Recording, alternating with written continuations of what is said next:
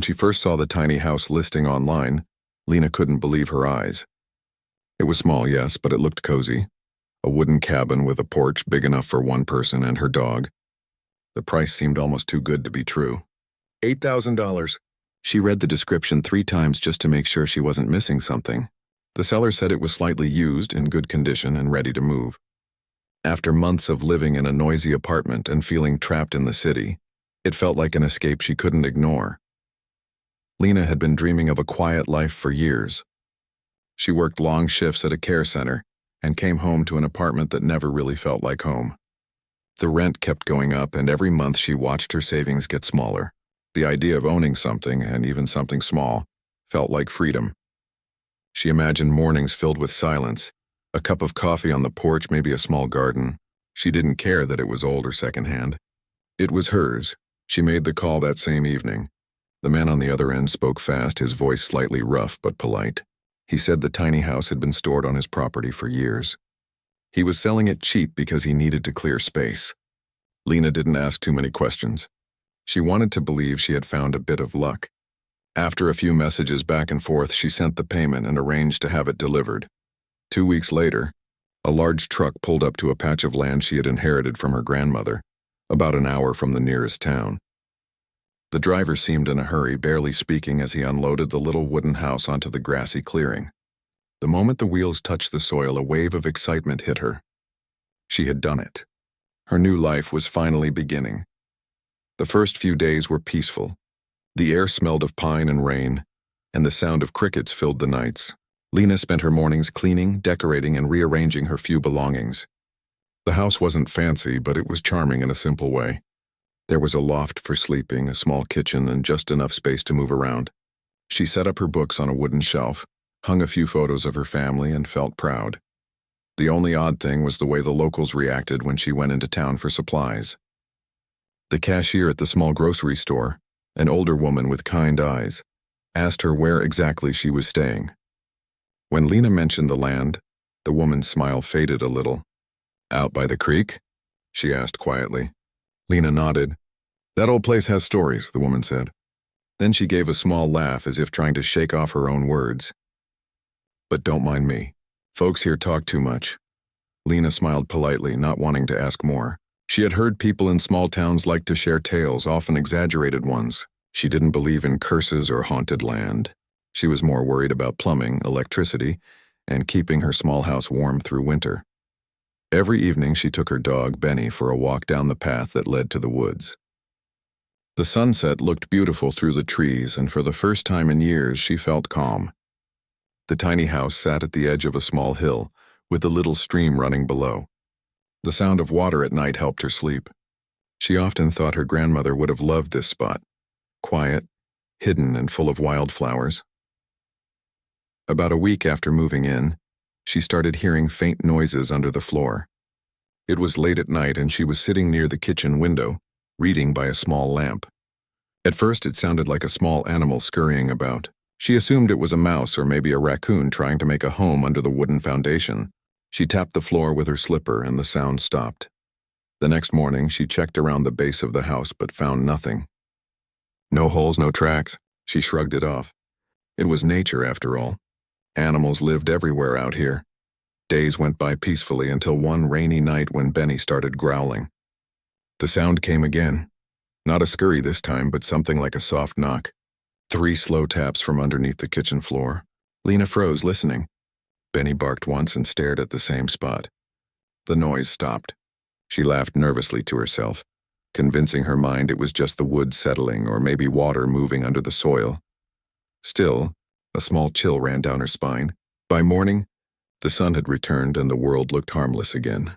Lena made coffee, opened the windows, and played some music to push away the unease. She told herself she was overthinking things.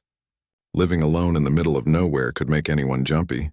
That afternoon, while sweeping the floor, she noticed something strange. Near the corner of the kitchen, one of the boards felt slightly uneven. It wasn't obvious unless you stepped directly on it. She knelt down and pressed her palm against it. It flexed just enough to make her think it might be loose. Maybe that was what caused the sound. She decided to ignore it for now. That night, the rain came again, harder this time. The sound of drops against the metal roof was steady and comforting, but the ground outside grew muddy. Around midnight, Lena felt the house tilt slightly, as if the soil underneath had softened. She went outside with a flashlight to check. Puddles surrounded the edges, and the ground near one side had sunk an inch or two. Nothing too serious, but still unsettling. The next morning, she asked her neighbor, an older man named Frank who lived about a mile away, if he knew anything about the land. He squinted when she mentioned the area. That piece used to belong to some government folks back in the 60s, he said. My dad said they had some kind of underground structure built around there. Don't know what for. When they left, they filled it in and sold the land cheap. He shrugged. Could be old pipes or a septic tank giving way. Lena thanked him, but the thought stayed in her mind. An underground structure? It sounded like a rumor, but something about it matched the strange hollow feeling she got when she walked near the kitchen corner. The ground there didn't sound solid. She tried to put it out of her head. Every time fear crept in, she reminded herself that she had worked too hard for this piece. She wouldn't let small noises ruin it, but the noises didn't stop. Sometimes at night she'd hear a faint vibration, a low hum that made her think of machinery buried deep below. Benny refused to sleep near the kitchen anymore. Instead, he'd curl up by the front door, his ears twitching even in sleep. One evening, while doing dishes, Lena felt a sudden draft from below. Cold air brushed against her ankles. She crouched down, confused. There shouldn't have been any open vents or gaps. When she pressed her hand to the floor, she could feel the faintest tremor, like something shifting beneath the wood.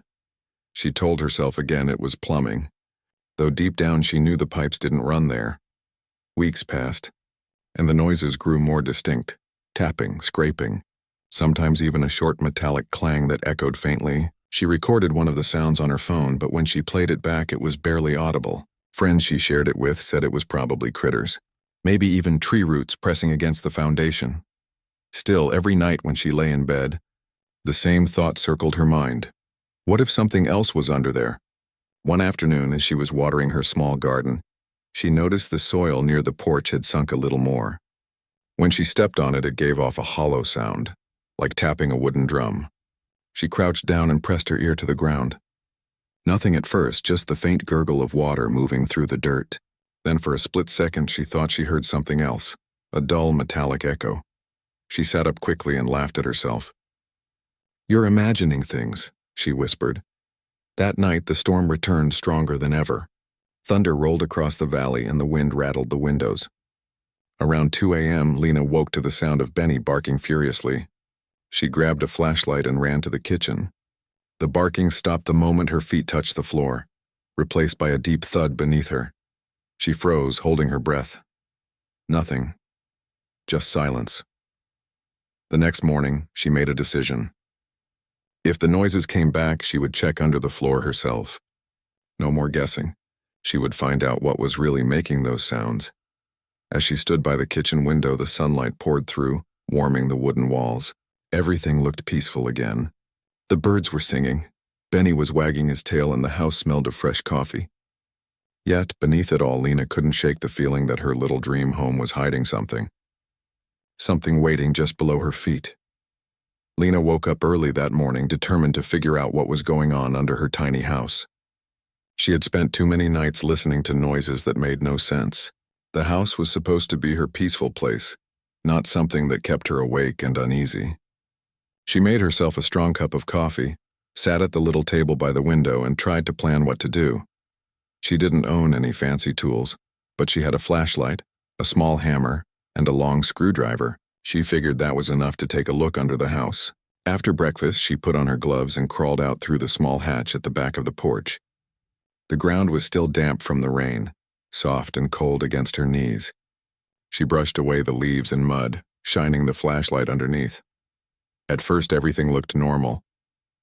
There were wooden beams, some cobwebs, and a few pipes running along the bottom. She checked the corners carefully. Then, near the middle, she saw it, a patch of dirt that looked different from the rest. It was smoother, almost as if someone had packed it down recently. She tapped the ground with the screwdriver. The sound that came back wasn't solid. It was hollow. Her heart started beating faster. She tapped again, a little harder, and the echo repeated. Hollow, like there was empty space underneath. She sat back and stared at it for a long moment. Maybe it was an old crawl space or a storage area. Maybe that's where the noises were coming from. But then again, why would the previous owner cover something like that? The thought bothered her all day. She tried to distract herself by fixing the garden and doing laundry, but her mind kept drifting back to that hollow spot.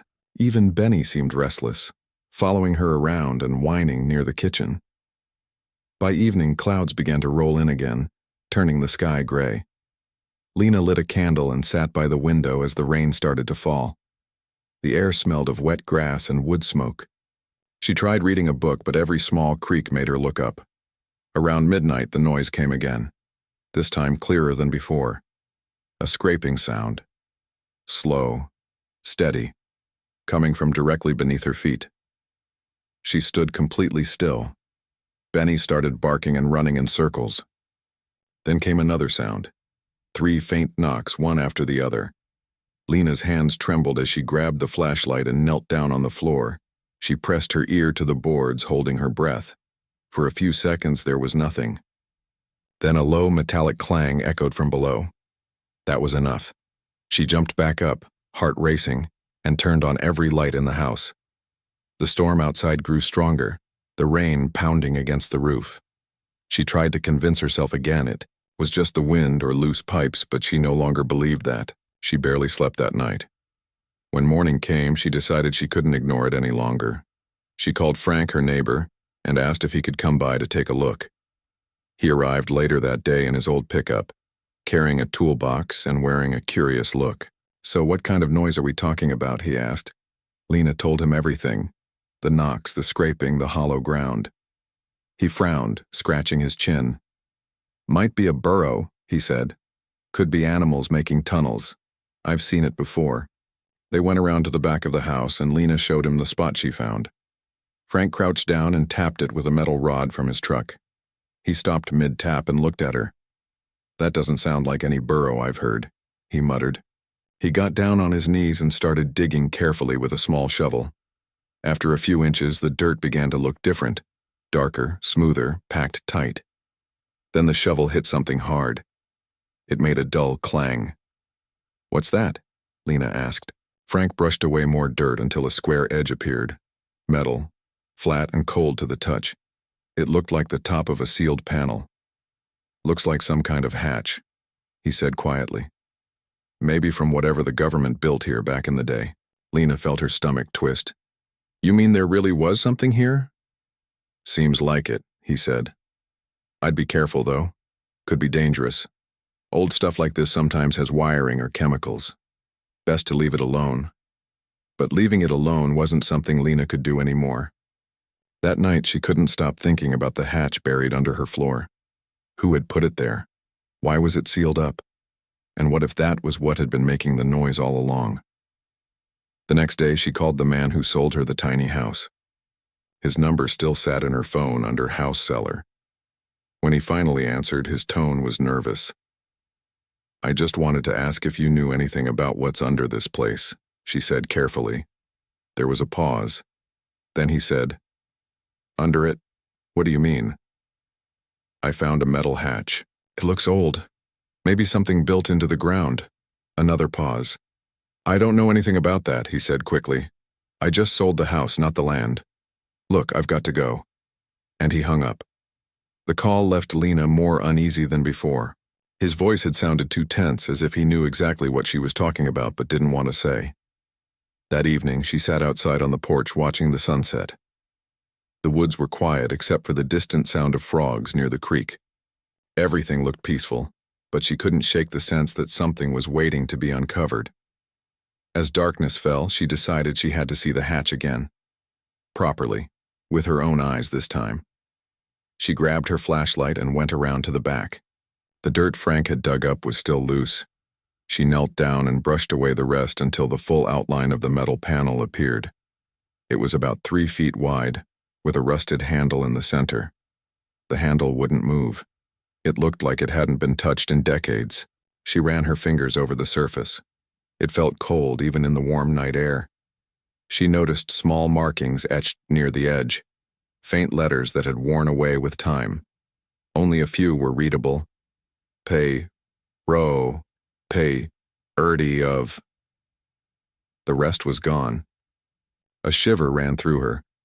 Benny started barking again, louder this time. He was facing the woods, his ears perked, his tail stiff. Lena turned the flashlight toward where he was looking, but saw nothing, just shadows between the trees. "Come on, boy," she whispered. "Let's go inside." That night she sat awake on the couch staring at the floor. Every sound of wind or creak of wood made her jump. She thought about calling someone, the police maybe. But what would she even say? That there was a hatch under her house that made noises. They'd probably laugh or tell her to call a contractor. The next morning she walked into town to clear her head. At the small diner she ran into the same woman from the grocery store. They chatted for a while, and Lena mentioned the strange noises again. The woman's face went pale. "You found something, didn't you?" she asked quietly. "What do you mean?" Lena said. The woman looked around to make sure no one was listening. "There used to be talk years ago about something buried out by the creek. People said it was a government site. Others said it was some kind of test station. My father worked in construction and he always told me never to go near that land." Lena's hands went cold. "Why not?" The woman hesitated. "He said there were tunnels, some sealed, some not. He didn't like to talk about it." The rest of the day passed in a blur. Lena couldn't focus on anything. Every word she heard echoed in her mind. Tunnels, sealed, government site. It all sounded unbelievable, yet the hatch was real. That night, the weather turned calm for the first time in weeks. The air was still. No rain, no wind. For once, everything felt quiet. She almost started to believe maybe the noises were gone. But just as she was drifting off to sleep, a single, sharp knock echoed from below the floor. Then another, and another. Benny growled low, standing by the kitchen again. The knock stopped, replaced by a faint scraping sound, like metal against stone. Lena sat up, her heart pounding. She grabbed her flashlight and stared at the floor. This time, she didn't wait. She got on her knees, placed her ear to the boards and whispered, "Is anyone there?" Silence. Then, one final sound, a slow, dragging thud, came from deep beneath the house. Lena pulled back, trembling. She knew then that this wasn't just pipes or animals. Something was under there. And whatever it was, it had been waiting for someone to notice. She didn't sleep at all that night. When dawn finally came, she packed a bag with water, gloves, and tools. She was going to open that hatch. Whatever was beneath her house, she needed to know the truth. The decision to open the hatch felt like the kind of choice you make when everything else is too much to ignore. Lena couldn't stop thinking about it. The metal panel beneath her tiny house, the scraping noises, and the strange feeling in her gut that something was hiding beneath the ground. She knew she had to find out what was causing all this, even if she didn't quite know what she was getting into.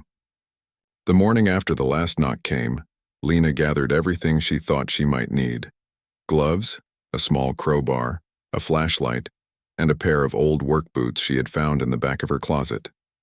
She walked slowly around the house, making sure everything inside was locked up. Benny was sniffing around, following her closely, his tail tucked low. He seemed nervous, too. Lena paused for a moment to take a breath. There was a strange sense of calmness in her chest, but also fear. What if there was something dangerous down there? What if it was something she couldn't handle? But then she remembered the noises, the metallic knocks, the scraping. Those sounds were too distinct to be ignored. She couldn't let them continue without finding the truth. She went to the back of the house where Frank had left the dirt from the previous day's digging. The spot where the hatch was buried seemed unchanged. The soil was still loose and the edges of the metal panel were visible beneath the surface, cold and unyielding. She knelt down, cleared away some of the dirt, and took a deep breath. With her crowbar in hand, Lena tried to pry open the panel. At first it wouldn't budge. The metal seemed rusted and old, locked in place by years of neglect. She gritted her teeth and pushed harder, using her whole body to force the crowbar between the edges of the hatch. The metal creaked in protest, but finally, it gave way with a loud crack. The top of the hatch lifted slightly, revealing a small gap. Lena's heart beat faster as she crouched down, shining the flashlight inside. What she saw made her freeze. The space under the house wasn't just a crawl space, it was a small room, hidden beneath the ground. It looked like the kind of place you'd expect to find in an old abandoned building, not beneath a tiny house. The walls were made of concrete, and the floor was littered with debris. A few rusted metal crates sat along the walls, and in the far corner, there was something that looked like an old generator. The air smelled musty, damp like it hadn't been disturbed in years. Lena swallowed hard, trying to steady her breath. She had expected something strange, but this was beyond her imagination. What kind of room was this? Why had it been hidden here for so long? She hesitated for a moment, but her curiosity pushed her forward. She set the crowbar aside and carefully lifted the hatch the rest of the way. It creaked loudly as it moved, but Lena didn't care. She was too focused on the room below her. Her heart raced as she peered inside, the flashlight beam flickering against the walls. It was hard to see much at first, but she could make out shapes in the shadows. A few metal crates caught her eye, their surfaces scratched and dented. It was clear these weren't just ordinary storage containers. They were built to last, to hold something important. But what? She had no idea how long the room had been there. Could it have been there since the land was originally sold? Or had it been constructed later, hidden away for reasons no one dared to talk about? The questions seemed to hang in the air around her, unanswered and heavy. Benny whined from above, tugging at the chain that led him around the yard. He hadn't followed her down into the hole, and now he seemed agitated. Lena didn't blame him. She was scared too, but she couldn't stop now. There was something pulling her toward that room. She had to know what was hidden beneath her feet. She carefully climbed down into the hole, her hands trembling as she landed on the hard, cold concrete floor. The air down there was thick with dust, but the strange smell of something old, something forgotten, made her stomach churn. The room was about 6 feet by 6 feet, small but enough to house the metal crates and equipment scattered around. Lena shined the flashlight toward one of the crates. It had a strange symbol on it, a faded, half-erased government seal. It was hard to make out, but she was sure she had seen something like it before in books or movies. The seal looked official, military maybe. Her fingers shook as she approached the crate, brushing away more dirt from the top. It wasn't locked, but it felt heavy. The metal squealed as she lifted the lid, revealing a collection of old files and papers stacked inside. The papers were yellowed with age, the ink fading. As she flipped through them carefully, she caught glimpses of words like classified, top secret, and experimental. The papers seemed to be part of some sort of research about the land, the surrounding area, and people. Lena felt a knot tighten in her chest. This wasn't just old junk or leftover tools. This was something real, something that had been hidden here for a reason. She looked around the room for any other clues, and that's when she noticed the generator in the far corner. It looked ancient, covered in dust and cobwebs, but it seemed to still be intact. She couldn't help but wonder what had it been used for. There was a strange sort of hum in the air around her, almost like the generator was waiting to be turned on, as if it still had some power left in it. Lena felt a cold shiver run down her spine. Her instincts screamed at her to leave, but her curiosity held her in place. She had to know everything. She took another step forward, approaching the generator slowly. There were wires connected to the walls, some of them leading to the crates, others disappearing into the concrete floor. It all looked like a maze, a carefully planned system that had been built years ago and left to decay. She crouched down beside the generator and tried to inspect it, but her fingers trembled too much to get a good look. Instead, she stood up and walked over to one of the crates, hoping to find something more. As her flashlight flickered over the surface of the crate, Lena saw something else, something that didn't belong. There was a small metal box about the size of a shoebox hidden beneath a stack of papers. It was locked, but the lock was simple, just a rusty metal clasp. She pulled at it with her fingers, and with a loud snap it gave way. Her heart raced as she opened the box. Inside was a stack of photographs, old grainy images of people in lab coats standing around strange machines. Some of the images had been torn, and others were stained with time, but one image stood out. It was a picture of a group of people standing in front of a building. some sort of lab or research facility. In the background, there was a large concrete bunker, with pipes and machinery all around it. The people in the picture were all wearing the same kind of suits, dark blue with badges on their shoulders. The badges had numbers, and beneath each one there was a strange symbol. Lena couldn't stop staring at the picture. The symbol looked exactly like the one on the crates. The people in the photo were standing next to a massive structure that looked like it could have been a government facility, something she would see in a history book about secret projects. Her breath caught in her throat. This wasn't just some abandoned warehouse or forgotten lab. This was part of something bigger, something much more sinister. Her mind raced as she tried to piece it all together. Was this place part of some kind of Cold War experiment? Was the land she had bought once used for something dangerous, something secret? It didn't make sense, but the evidence was right in front of her.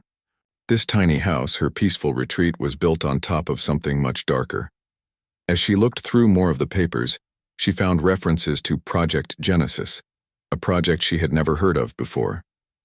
The words on the papers were jumbled, faded by age, but the phrase kept coming up again and again. She turned the page, hoping to find more details. But the next photograph she came across nearly made her drop the papers. It was a picture of a man, someone she didn't recognize, standing in front of the same concrete building. But this time the man was holding something in his hands, something that looked like a piece of equipment, a tool designed for, what, research? Observation? The more she stared at the photo, the more she realized it was a piece of equipment she had seen before, something that didn't belong in any ordinary lab. The pieces were all starting to come together, but Lena didn't know what to do with them. She had stumbled upon something huge, something that could explain the strange noises in the hidden room, but now she wasn't sure if she had uncovered the truth or unleashed something far more dangerous. She stepped back slowly, trying to make sense of everything she had found. But the room felt colder now, as if the air around her had shifted. Lena's hands trembled as she held the photographs, her mind reeling from the strange collection of images and papers she had uncovered. It was as if everything she thought she knew about her little house, her peaceful life, had just been turned upside down. She wasn't sure how long she stood there, staring at the pictures of people she didn't recognize, standing in front of the same strange facility that seemed to have some connection to her own home. Her breath felt shallow, as though the air in the room had thickened. The more she looked at the photos, the more she realized that this wasn't just some forgotten experiment or abandoned research station. There were too many questions left unanswered, and the more she found, the more her unease grew. It was as if the more she dug, the more she exposed, the deeper the mystery sank. The little metal box now lay open beside her, the photographs scattered across the floor. She sat back, trying to calm herself, but the nagging feeling in her chest wouldn't go away. It was the sense that this was just the beginning, that there was more waiting for her in the shadows beneath her feet. A sudden, sharp noise broke her thoughts, a crash from above followed by Benny barking frantically. The sound startled her, pulling her out of the room and back to the surface. She scrambled up the ladder to the hatch and out into the fresh air, her heart pounding in her chest. Benny was pacing back and forth by the porch, his eyes wide and frantic. Lena felt the hairs on the back of her neck stand up as she glanced around, trying to figure out what had made the noise. The sky was still overcast, but there was an eerie stillness in the air. She stepped toward Benny, trying to calm him down. "What's wrong, boy?" she murmured, kneeling beside him. He whimpered in response, then suddenly stopped and stared into the trees, his body tense. Lena followed his gaze, her throat tightening. The woods beyond her tiny house had always seemed peaceful, but now there was something unsettling about the way the shadows twisted between the trees. A faint rustle in the brush caught her attention, and for a moment she thought she saw something, a figure moving quickly through the trees. But when she blinked, it was gone. Lena's heart began to race. She couldn't shake the feeling that someone or something was watching her. She glanced back toward the house, her thoughts a whirlwind. She couldn't stay here any longer. Not with the secrets buried beneath her, not with the strange noises, and not with the feeling that someone else was aware of what she'd found. Her hands still shaking, Lena took a deep breath and made a decision. She had to go to town, talk to someone who might know more about the land, about what was hidden under her house. Maybe the local history expert at the small library could point her in the right direction. She needed answers, and she needed them fast. She grabbed her jacket and headed for the truck, Benny following closely behind. As she drove away from the house, she couldn't help but glance back, feeling the weight of what she had uncovered still heavy on her chest. The house, with all its quiet mystery, seemed to stand there as if daring her to dig deeper. But at that moment, Lena wasn't sure she wanted to. The library was small, tucked in between a few local shops in the town center. It had that musty smell that most old libraries have, the kind of place that always felt like it was full of secrets waiting to be uncovered. The librarian, an elderly woman with glasses perched on the end of her nose, looked up as Lena walked in. "Can I help you?" the woman asked, her voice soft and welcoming. "I hope so," Lena replied. "I need some information about the land around my house. Something strange is going on there. I think it might be related to some old government project or research." The librarian's eyes narrowed slightly, and she motioned for Lena to sit down. "Old government project, you say?" she asked. "You might be talking about something that's been buried for years. There are a few things people don't talk about much around here." Lena sat down, her curiosity piqued. "What do you mean? What's been buried?" The librarian folded her hands and leaned in. "Well, years ago, during the Cold War, there were some secret military operations out here. Some sort of research facility. They say it was related to experimental projects, things that were too dangerous to leave out in the open. People who lived around here at the time would tell stories about strange lights, strange sounds at night.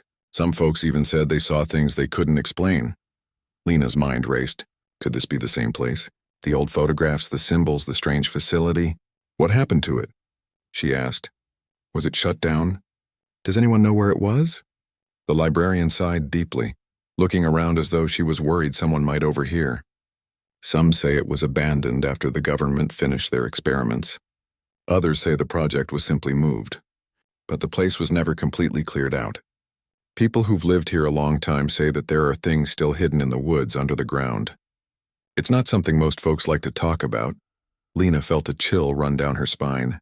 The librarian's words were exactly what she feared, that her house, the very land it stood on, was somehow connected to this forgotten, dangerous past. "I found something under my house," Lena confessed, her voice barely a whisper. "A metal hatch with crates, papers. Everything points to the fact that something was being kept there.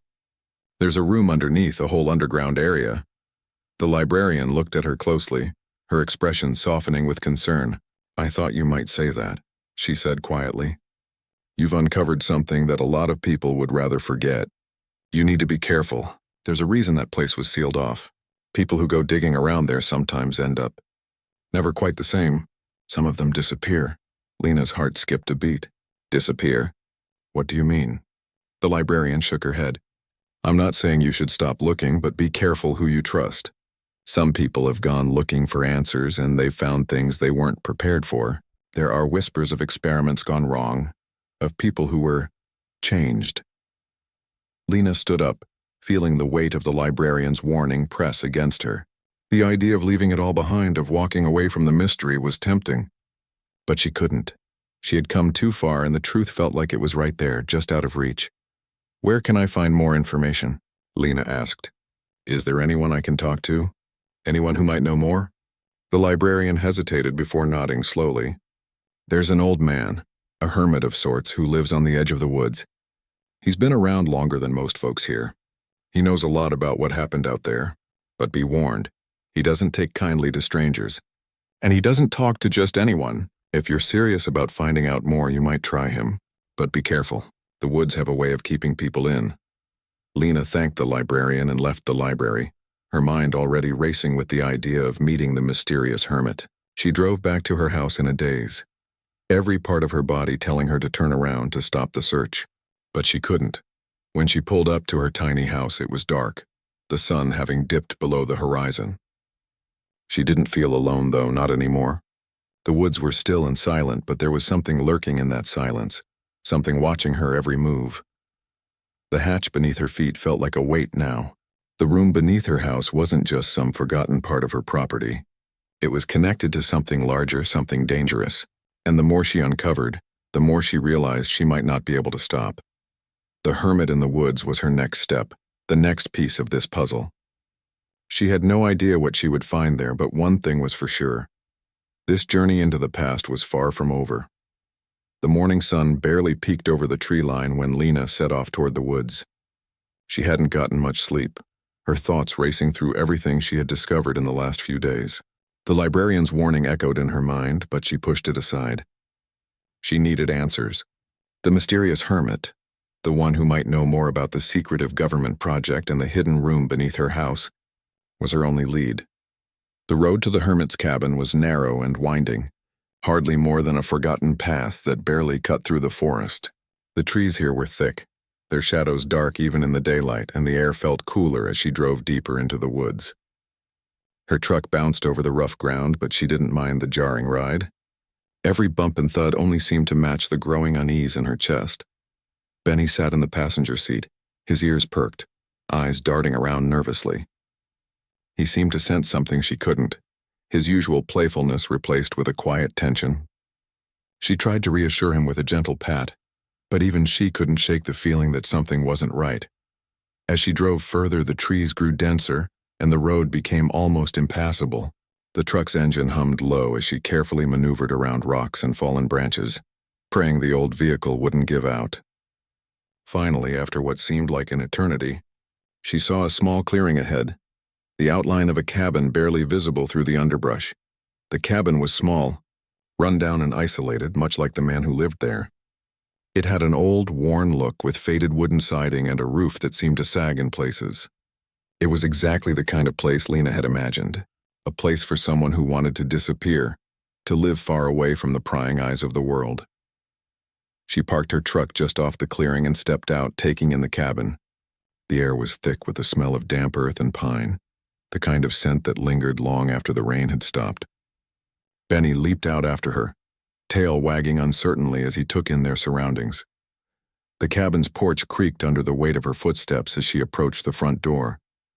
It was slightly ajar, as though it hadn't been closed properly in years. Lena hesitated for a moment, her hand hovering over the door handle. She had no idea what to expect.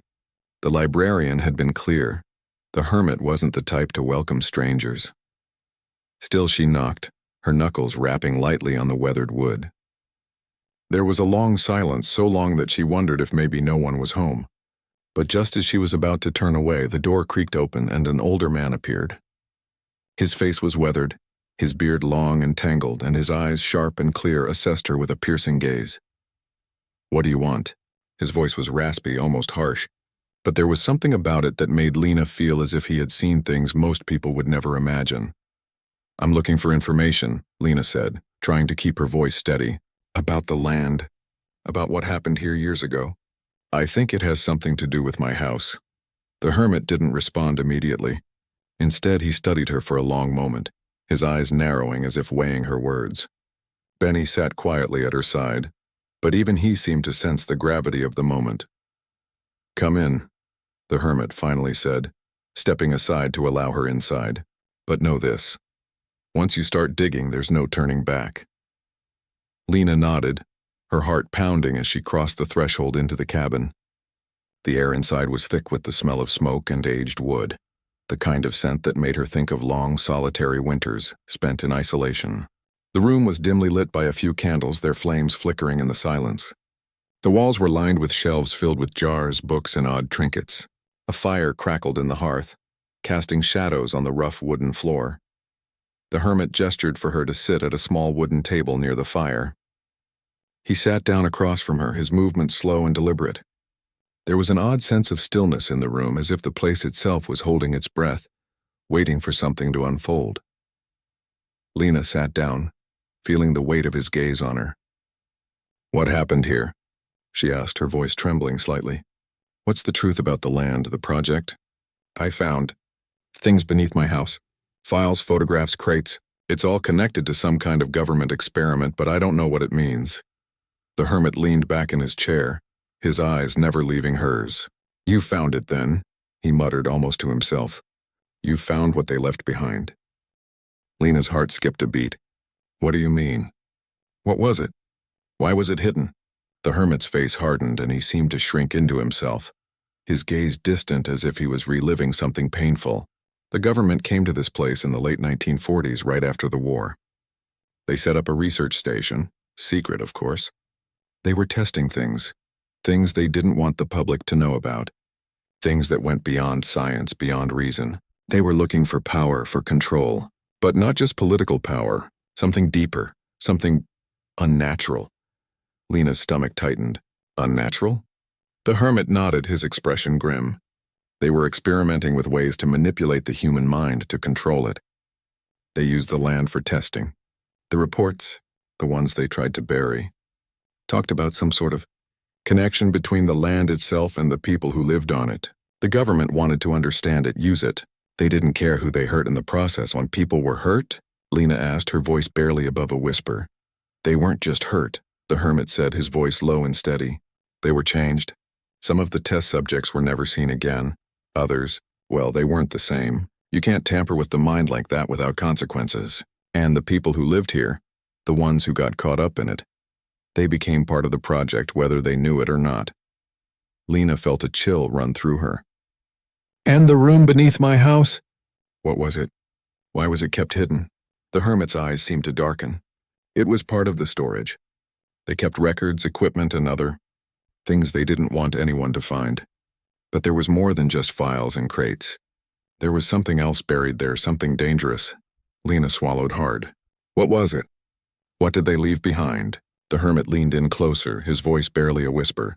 I don't know exactly, but I have a theory. The land has power, Lena, strange power. When the government was done with the experiments, they tried to hide it all. But they couldn't. The power didn't just vanish. It lingers, waiting for the right person, the right trigger, whoever lives on that land. Well, they might not be able to escape it. Lena's mind was spinning. She had come to this cabin seeking answers, but the more the hermit told her, the more questions emerged. What was she really dealing with? What kind of experiments had been carried out? And how was her house tied to all of this? Before she could ask another question, the hermit stood up, his face serious. You've uncovered something you shouldn't have, Lena. The question now is, what are you going to do about it? Lena stood, her legs shaky. I don't know, she said, her voice small. I didn't ask for this. I just wanted a place to call my own. The hermit's gaze softened for a moment, but it didn't last. No one ever asks for the things they uncover here. But now that you've found them, you have a choice. You can walk away, forget everything, and live the rest of your life in peace. But if you choose to stay to keep digging, well, be prepared, because the land won't let go of you so easily. Lena stared at him, her mind racing. Could she really walk away? Could she leave behind all the mysteries, all the questions? She wanted to. She wanted to forget it all and never look back. But a part of her couldn't. She had to know the truth. As she left the hermit's cabin and made her way back to the truck, Benny walking beside her, Lena knew one thing for certain. The road ahead was going to be harder than she ever imagined. The deeper she went, the more dangerous it became. But now there was no turning back.